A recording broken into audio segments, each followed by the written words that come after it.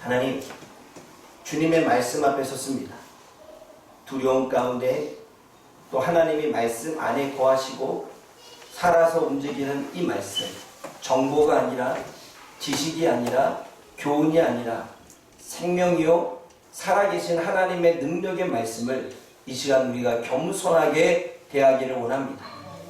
그동안에는 하나님의 말씀이 지식이었고 정보였고 그냥 세상에 나타나고 있는 교훈에 불과했기에 이 말씀의 능력과 기적을 경험하지 못했던 우리들, 이 시간 하나님의 말씀을 하나님의 말씀으로 받고 믿음으로 받고 우리의 삶에 능력과 기적을 체험하는 역사들이 있게 하여 주옵소서. 이 시간 하나님이 어떻게 우리들에게 은혜를 주셨는지, 그리고 은혜를 주시고 있는지, 그리고 은혜를 주시려고 기다리고 계시는지를 우리가 깨닫고 삼위 하나님의 은혜를 가슴속에 품고 믿고 삶에서 그렇게 살아갈 수 있는, 은혜를 경험할 수 있는 하나님의 백성들이 되게 하여 주옵소서. 예수님의 이름으로 기도드립니다. 네. 여러분, 삼위 하나님이라고 하는 건 세 분의 인격을 가지신 존재를 우리는 삼위 하나님이라고 말합니다. 구약 성경을 배울 때에는 하나님에 대해서 배웠고, 신약 성경을 배울 때에는 성령님, 하나님의 아들이신 성령님을 배웠고, 그리고 지금 이 시대에는 예수님이 죽으시고 부활하셨기 때문에 보이지 않는 영으로 우리와 함께 하시기에 예수님의 영, 하나님의 영이신 성령님에 대해서 우리가 배우지요. 그런데 여러분, 삼위 하나님은 아버지 되신 하나님이기 때문에 성부 하나님이라고 합니다. 아버지 부자를 쓰고, 그리고 예수님은 하나님의 아들이 되시기 때문에 성자 예수님이라고 합니다. 아들 자자를 써서. 그리고 성령 하나님은 보이지 않는 하나님의 영으로, 그리고 예수님의 영으로 존재하시기 때문에 성령 하나님이라고 말씀합니다. 거룩한 영이신 하나님. 그래서 오늘 이 삼위 하나님에 대한 이야기를 저와 여러분 나눌 텐데, 왜 나누려고 하느냐라고 봤을 때 요한이 소아시아 7교회에 편지를 합니다. 여러분, 요한계시록은 예언서, 미래에 대한 부분에 대한 어떤 예언을 하는 말씀이기도 하지만 서신서입니다. 서신서는 그 형식이 편지로 되어 있다는 것입니다. 여러분, 우리가 보통 편지를 할 때 이렇게 쓰죠. 안녕하세요, 반갑습니다, 저는 누구누구입니다 라고 얘기하던가, 아니면 누구누구님 어떻게 지내십니까 라고 문안 인사를 하지요. 그런 것처럼 여러분, 성경에서 쓰여진 서신서, 당시에 서신서의 문안 인사는 하나님의 이름과 예수님의 이름과 성령님의 이름으로 형통과 평안을 빌어주는 것이 문안 인사의 시작이었습니다. 그래서 여러분들, 사도 바울이 편지를 썼던 모든 이야기, 베드로가 편지를 썼던 모든 이야기를 보면 아버지 되신 하나님과 또 아들 되신 예수님의 이름으로 평안과 안식을, 평안과 쉼을, 형통을 빌고 있지요. 오늘도 마찬가지입니다. 여러분, 1장 4절 말씀 읽어볼까요? 4장 4절 5절 말씀 한번 같이 읽어봅니다. 시작.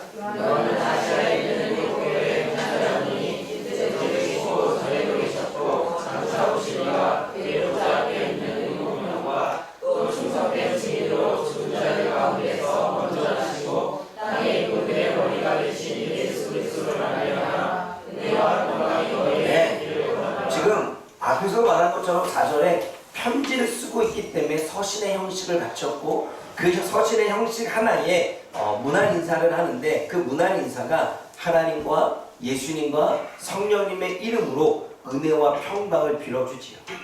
그런데 그 하나님을 이야기할 때 이제도 계시고 전에도 계셨고 장차 오실 하나님, 그리고 하나님 보좌 앞에 계시는 일곱의 영, 그리고 충성된 증인으로 죽었지만 죽은 자 가운데서 먼저 살아나셔서 모든 임금들의 왕이 되신 만왕의 왕이신 예수님, 그분의 이름으로 은혜와 평강을 빌어주죠. 여러분, 여기서 은혜는요, 우리가 알고 있었던 그 은혜가 맞습니다.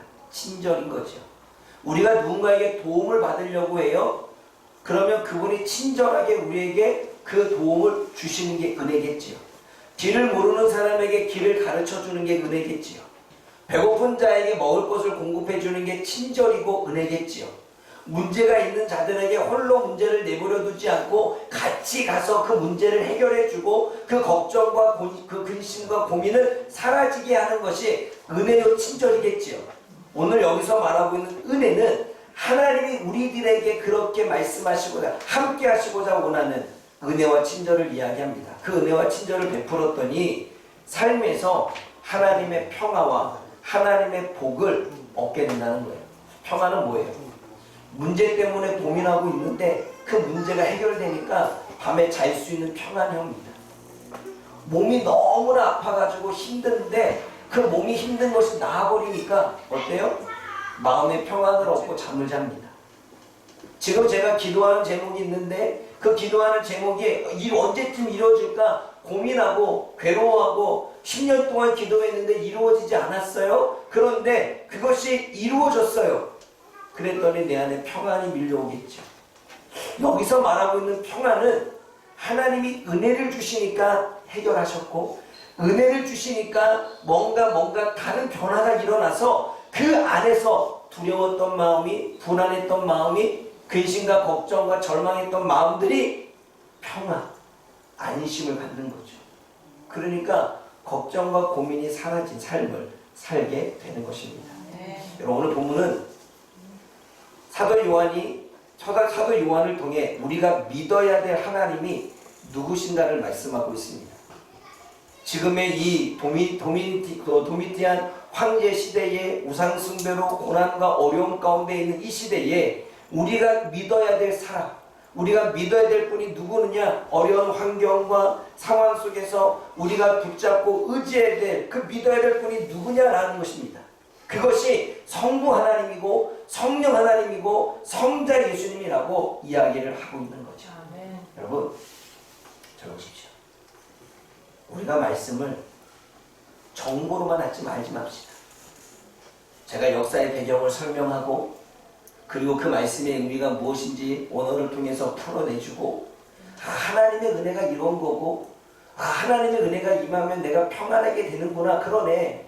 문제가 해결되면 내가 평안해야 되지. 이렇게 정보만 얻고 지식을 얻는 시간이 아니라 이 말씀이 믿어지는 시간이 되어지기를 축복합니다.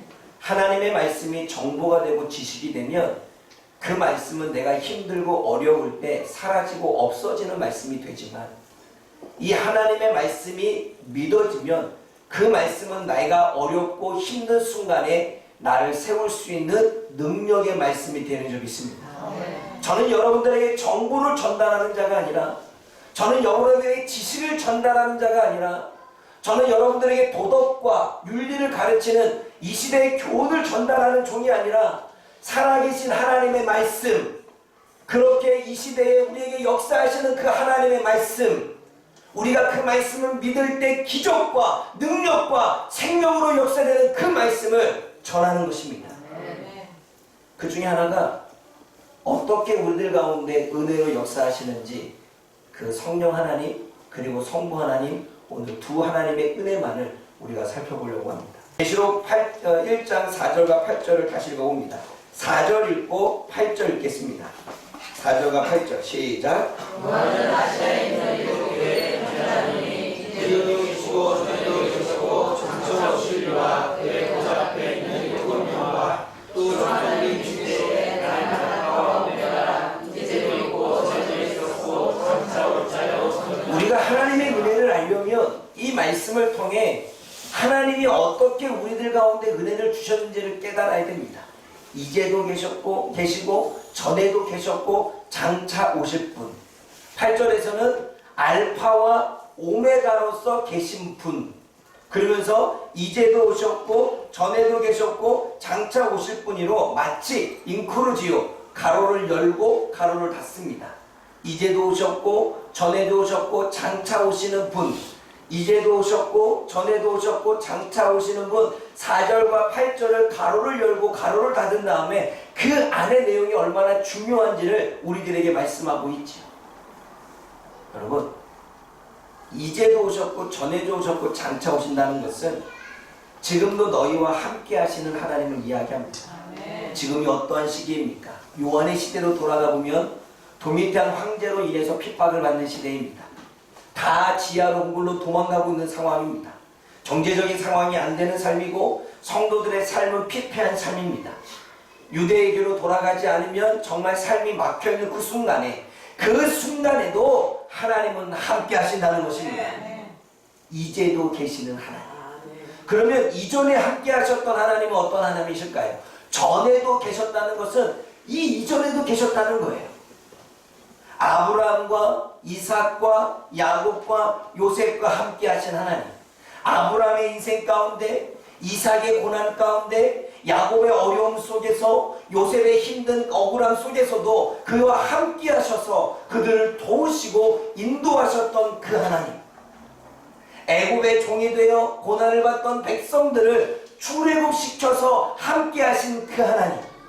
광야 가운데 음식이 없을 때, 물이 없을 때, 질병이 있었을 때, 자연재해가 있었을 때, 전쟁의 위협 가운데 있었을 때에도 광야 가운데 함께 하셨던 하나님. 수많은 이방 나라 가운데서도 주님께서는 이스라엘 백성들을 지키시기 위하여 건지시고 보호하셨던 그 하나님. 바벨론의 포로로 잡혀가서 70년 동안 고난을 받았어도 70년 이후에 약속대로 귀환하셔서 예루살렘을 재건하신 그 하나님. 과거에도 하나님의 선택하신 백성과 함께 하신 그 하나님이 이전에 계셨던 그 하나님이 이전에도 그렇게 능력으로 함께 하셨던 그 하나님이 고난 가운데 어려움 가운데 기도 가운데 응답으로 하셨던 그 하나님이 이제도 계시다는 것입니다. 그러면 장차 오신 하나님 뭘까요? 우리는 이것만 봐도 과거형과 현재형과 미래형이죠. 그럼 장차 오실 분은 미래형입니다. 그런데 이 미래형은 미래형이 아니라 미래현재형입니다. 이게 무슨 말이냐면 미래에 일어날 일이지만 현재형이라는 거예요. 이게 무슨 말이냐면 앞으로도 우리와 함께 하실 하나님이신데 하나님이 세상 끝날까지 너희와 함께 하시겠다라고 하는 그 약속처럼 하나님이 그 약속을 지키시기 위해서 달려오고 계신 하나님. 그러니 현재형입니다. 미래에 벌어질 일이지만 장차 오실 일이라는 것. 지금 너희가 고난을 받고 있고 너희가 어려움을 받고 있고 너희가 힘든 순간을 경험하고 있기에 그 고통받는 너희를 위해 지금 내가 현재 달려가고 있다는 것입니다. 너희를 돕기 위해 달려가고 있다는 것입니다. 그냥 미래가 오면 시간적으로 공간적으로 그 미래의 그 시간이 되어졌을 때가 아니라 미래에 계신 그 하나님이 현재의 고난과 어려움에 있는 우리를 건져내고 구원하시기 위해 달려오고 계시다는 것입니다. 그러기에 미래형이지만 현재형이라는 거예요. 이제도 계셨고 전에도 계셨고 그리고 지금 장차 오실 그분은 지금도 우리와 함께 하시고 이전에 함께 하신 것처럼 우리와 함께 하시고 지금도 함께 하시기 위해서 달려오고 계시다는 것입니다. 알파와 오메가라고 하는 뜻은 처음과 나중입니다. 여러분 헬라어의 첫 글자가 알파입니다. 그리고 헬라어의 알파벳의 마지막 24번째가 오메가입니다. 마치 우리가 영어의 알파벳 A로부터 Z까지인 것처럼 알파와 오메가는 시작과 끝이고 처음과 나중이라는 것을 상징적, 의미적으로 이야기를 하고 있는 것입니다. 세상을 창조하신 하나님은 세상을 완성하시고 심판하시고 다 이루시는 하나님이십니다. 모든 일을 시작하신 하나님은 마지막에 완성하셔서 모든 것들을 이루시는 하나님이라는 것입니다. 구원을 시작하신 하나님이 예수 그리스도를 통해서 구원을 완성하신 것처럼 모든 것에 시작하신 하나님은 완성하시며 그 모든 것들을 마무리하시고 끝내신다라고 하는 것이 알파와 오메가의 하나님이십니다. 그런데 그 하나님을 8절 말씀에 뭐라고 고백합니까? 다시 한번 읽어봅니다.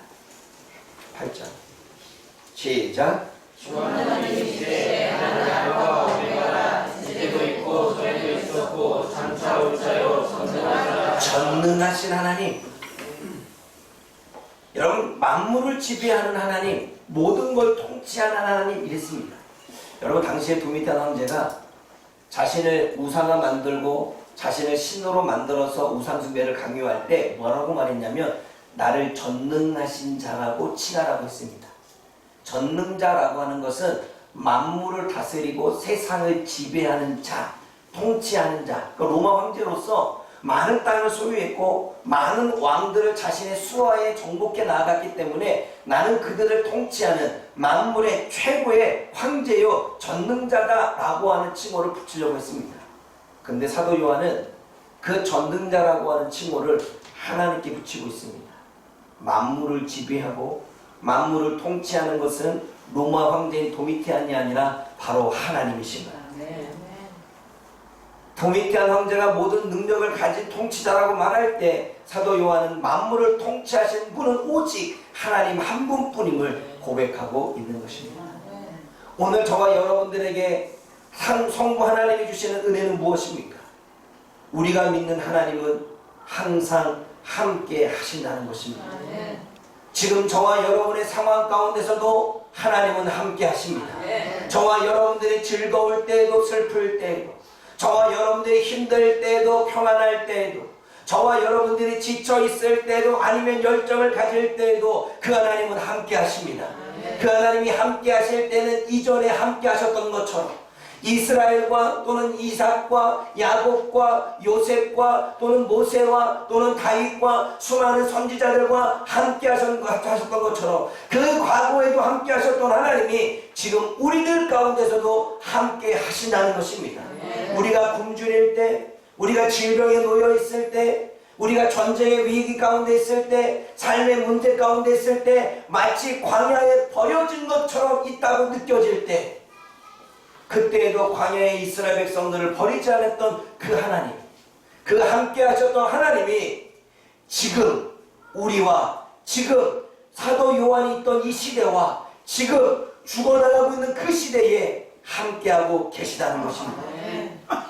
그리고 그 하나님은 지금의 현실을 바꾸기 위해, 지금의 고난을 바꾸기 위해, 지금의 문제를 바꾸기 위해, 지금의 환경과 처지를 바꾸기 위해 미래에서부터 달려오고 계십니다. 지금 하나님은 저와 여러분들의 현실을 바꾸고 저와 여러분들의 삶을 바꾸고 저와 여러분들의 문제를 바꾸기 위해 달려오고 계시는 줄 믿습니다. 그 하나님이 달려오시면 해결될 것입니다.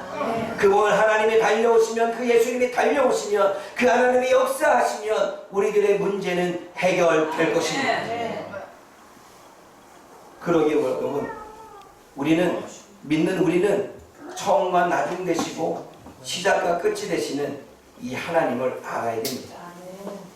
구원을 시작하신 그 하나님은 구원을 완성하십니다.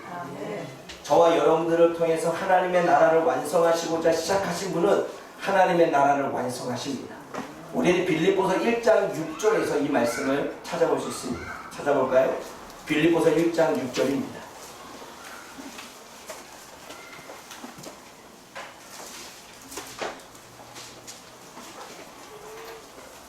빌립보서 1장 6절 한번 읽어봅니다.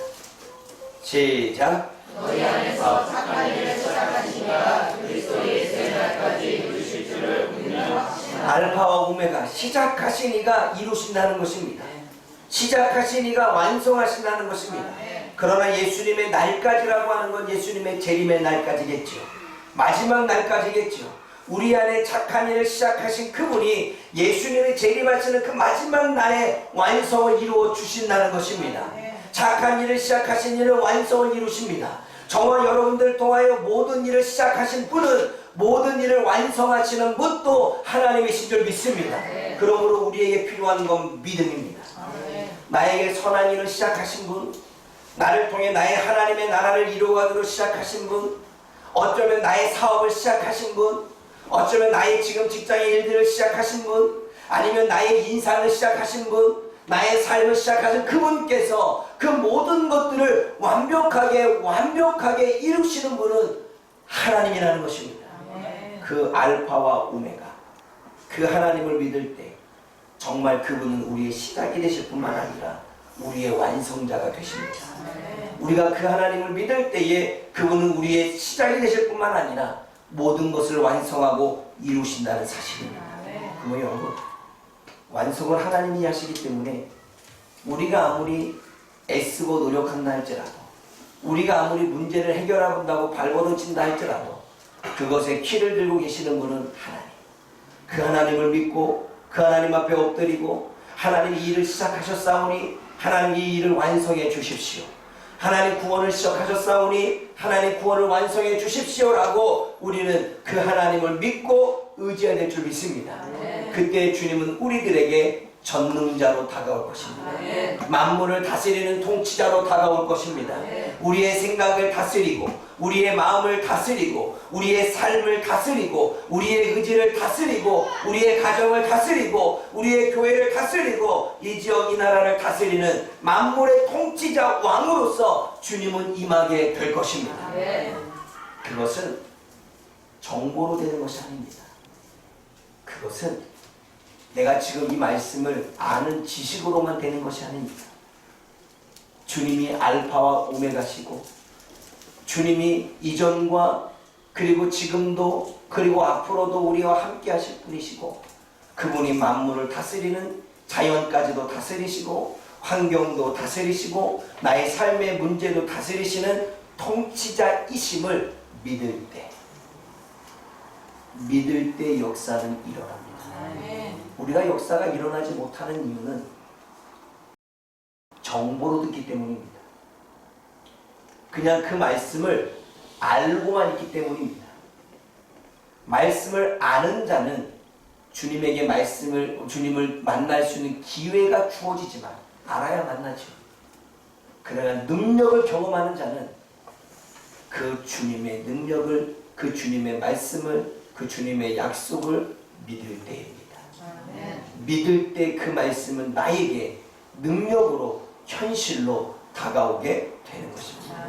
여러분, 말씀을 아는 것으로 해서 주님을 만날 수 있는 기회가 주어지고 주님의 말씀을 믿음으로 주님의 생명력과 능력과 기적을 경험하는 저와 여러분들 되어지기를 주님의 이름으로 부탁을 드립니다. 또 우리가 깨달아야 될 성령 하나님의 은혜는 1장 4절을 읽어봅니다. 계시록 1장 4절 시작.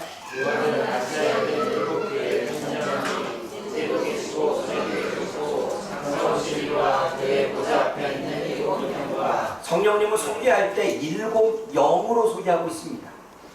여러분 계시록 5장 6절을 찾아볼까요? 5장 6절입니다.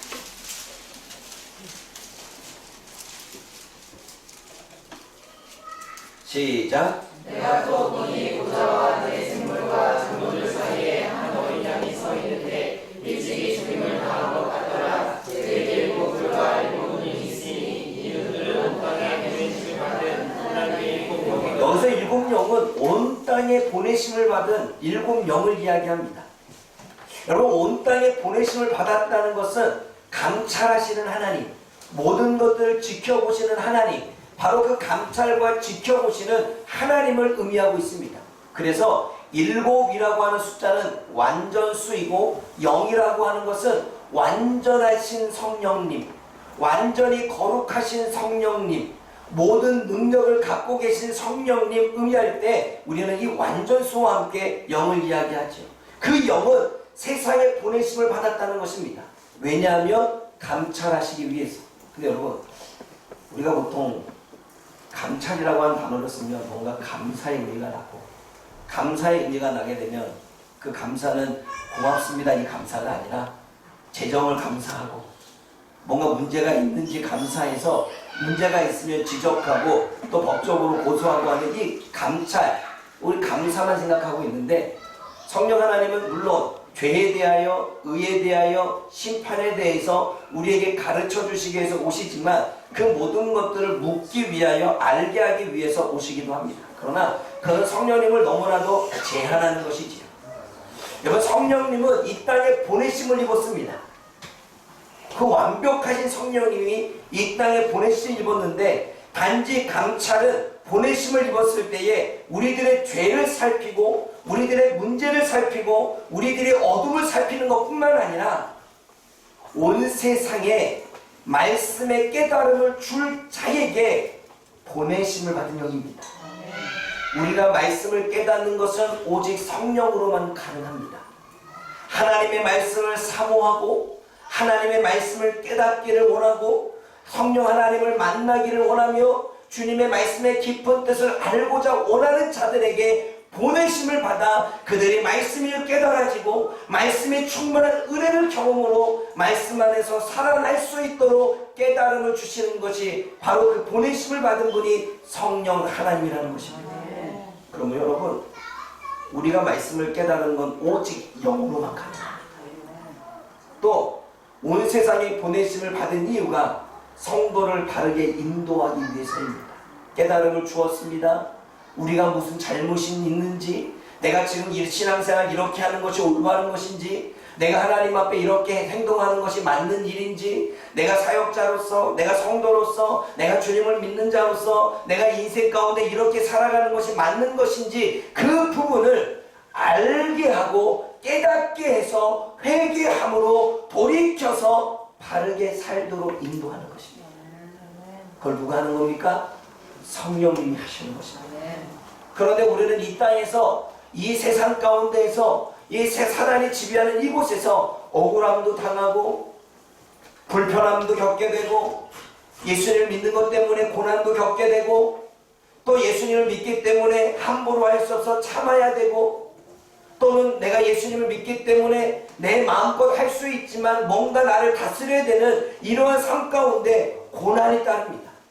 그 고난을 따르는 성도들에게 보내심을 받은 성령께서 용기가 되어주시고 소망이 되어주시고 믿음이 되어주시고 절제가 되어주시고 위로가 되어주시기 위해서 보냄을 받는다는 것입니다. 성령 하나님은 이 땅에 보내심을 받습니다. 그러면 도미니안 황제 시대에 지금 고난을 당하는 이들에게 성령 하나님이 보내심을 받는 7영으로 그들에게 임한다는 건 어떻게 임할까요? 그들에게 용기를 주고 그들에게 소망을 주고 그들에게 믿음을 경고케 하며 그들을 위로하시는 성령 하나님으로 역사한 적이 있습니다. 사도 요한은 이야기하는 것입니다. 우리에게 보내심을 받은 7영이신 그 완벽하신 성령께서 우리들 가운데 임하시는데 그 성령께서 우리들에게 은혜를 주고 깨달음을 주사 지금의 고난을 잘 견디고 지금의 힘듦을 잘 견디고 그리고 믿음을 굳건히 잡고 있으며 하나님 안에서 나를 되돌아볼 수 있는 시간들을 주고 있음을 사도 요한은 이야기를 하고 있는 것입니다. 그러나 또 하나님의 말씀대로 살지 못하는 믿음은 가졌으나 하나님을 믿는다고 말은 하나 내가 그리스도인이라고 이야기는 하나 정작 말씀과는 상관없이 세상 사람들과 동일하게 술 취하고 방탕하고 자기 영민과 자기 생활에 빠져있는 그 악한 자들에게는 주님께서는 심판의 영으로 임하시는 것입니다. 성령님은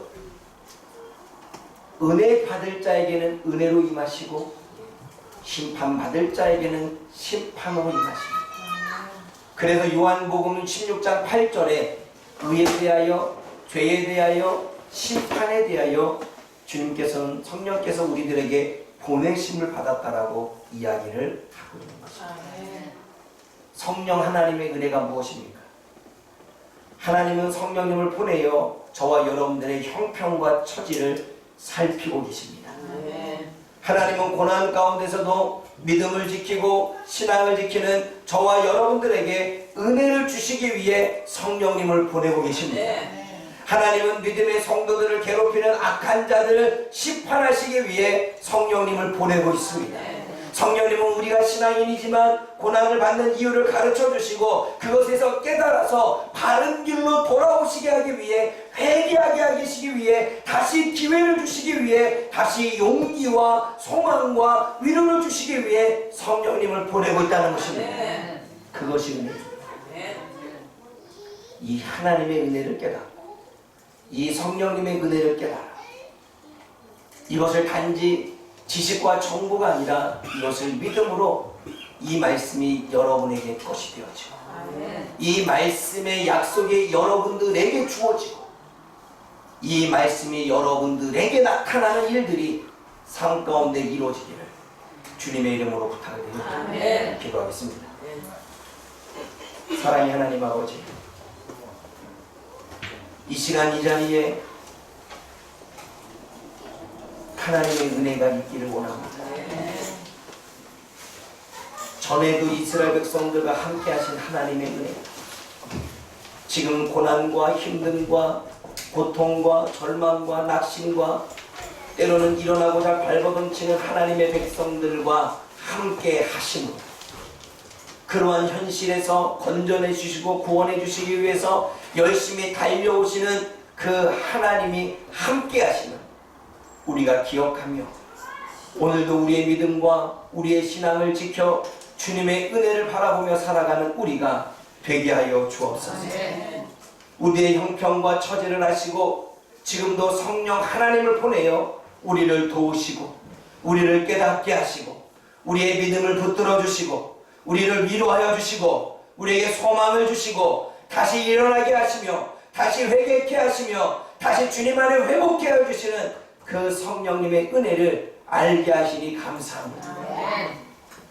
오늘도 이 하나님의 은혜와 이 성령님의 은혜를 나의 것으로 삼고 그냥 성경에 기록된 말씀이 아니라 그냥 성경에서 주어지는 정보의 말씀이 아니라 우리의 말씀, 우리의 삶의 말씀, 내 현실에 주어지는 말씀, 지금 나의 문제 가운데 주어지는 말씀에 되어져서 이 말씀이 살아서 움직임으로 어떻게 우리의 삶에 일하시고 역사하시는지를 보고 경험하는 하나님의 백성들이 되게 하여 주옵소서. 하나님을 아는 것에서 벗어나 주님을 믿기를 원합니다. 어릴 적부터 말씀을 배워왔고 수없이 성경 공부를 들어왔고 어릴 적부터 교회 안에서 하나님의 말씀을 외우고 암송하며 들었지만 그 말씀이 나의 말씀으로 그의 말씀이 나의 능력으로 그의 말씀이 나의 믿음으로 역사할 때 하나님은 살아계신 하나님으로 우리 가운데 기적과 같이 일하실 줄 믿습니다.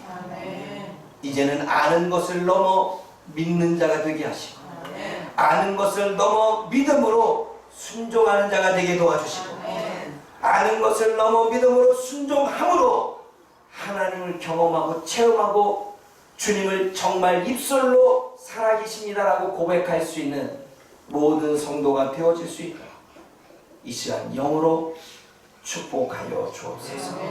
예수님의 이름으로 기도드립니다. 아멘.